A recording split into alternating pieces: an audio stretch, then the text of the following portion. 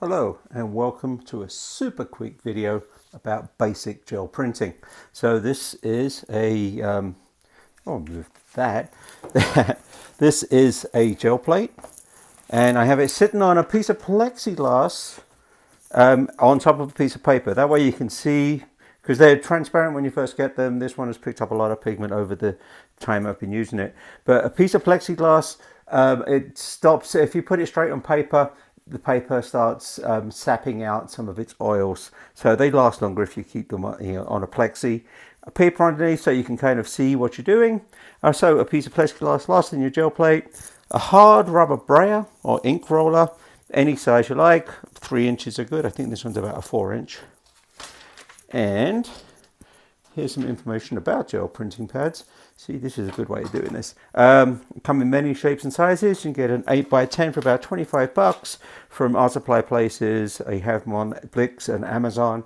Although these days delivery from Amazon could take a long time, even for Prime members. Any acrylic paint works. So here I've got one Arteza acrylic, one golden acrylic, and one apple barrel. So we are going to do this is going to be so fast you won't believe it. Start with the yellow. Yellows are weird. Sometimes they obscure everything underneath them. They're always good as the base coat. So using your brayer, just spread it. I think I put this yellow on a little too thick. If you get it too thick, then your paper can slide around on it. So this is definitely too thick. So I will blot it. I have a piece of scrap. So just the brayer giveth, the brayer taketh away, you know. So you can pull some off with the brayer until it's a little less intense. So you really don't need very much. I was just a little heavy-handed because I was excited to be telling you guys about this. All right, that should be better. All right, so because it's the quick demo, we're going to do a 3-color demo. And so the colors can interplay with each other, I will use some masks, just some random pieces of cardstock that I'd cut.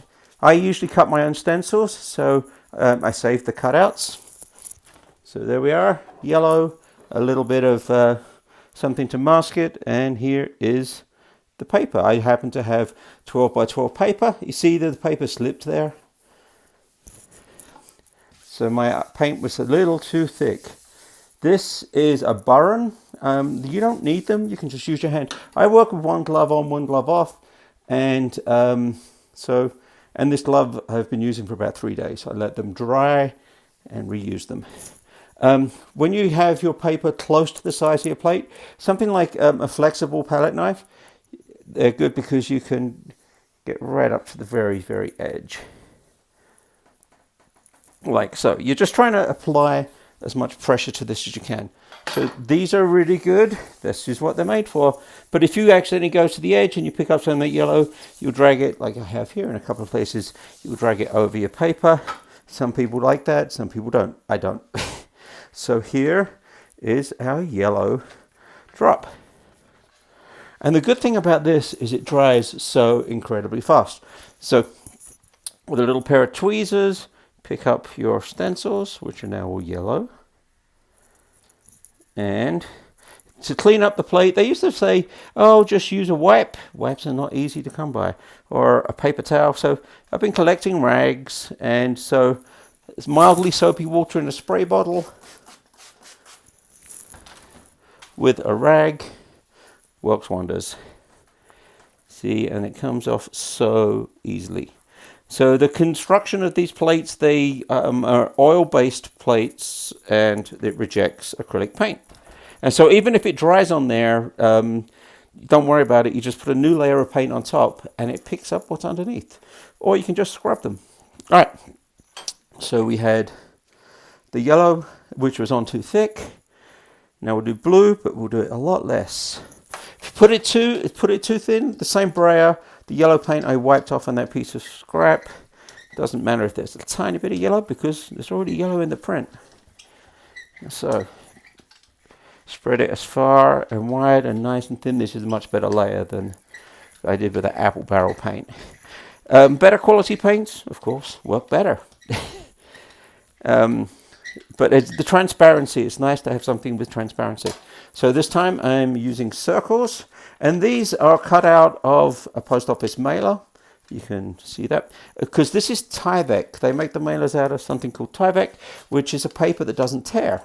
And so for making stencils, it's wonderful because this stuff lasts and lasts and lasts. You can use it multiple times with your... So, by now the yellow layer is about dry enough to print on again. Line it up with the edge of your plate. Smooth it out, smooth it down. Use whatever method of pressure you want. I am picking up yellow. I spilt yellow over the edge of the plate there. So there is going to be some yellow on the back, but that's the back of the artwork. So nobody's going to see that. All right, so I use this to smooth out. I really like using this with when the paper and the plate are basically the same size.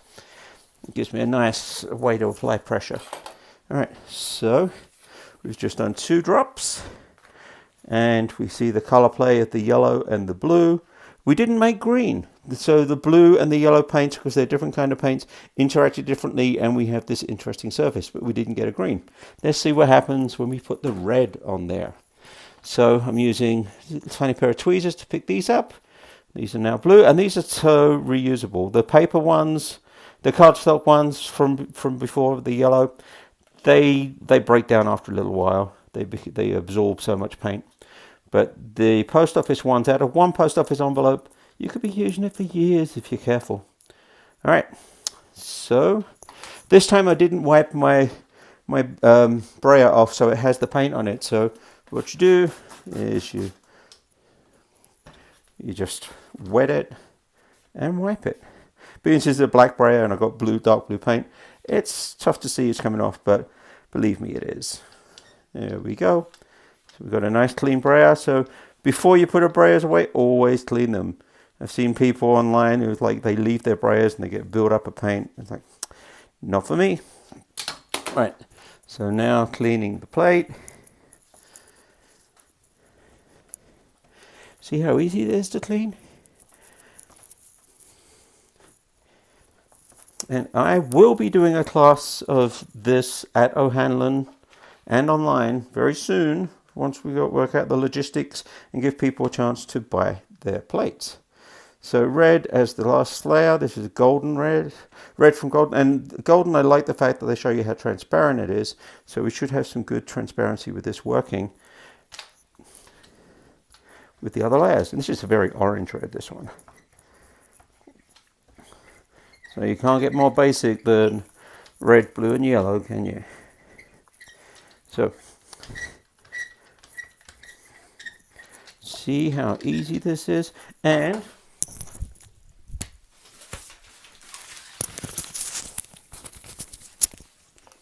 here is where I cut out the envelope that I cut out those shapes from that I used on the blue layer.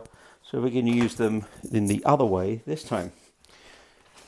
So line up your paper as much as you can see, because you've got this huge stencil on there, so you can't see exactly where everything's happening. This paint is a little thick because it is getting a little sliding. Excuse my headphone. All right, and so time for the reveal. There we go. So in less than 10 minutes, you now know the basics of gel printing. So look out for the classes at O'Hanlon and online, and speak to you soon.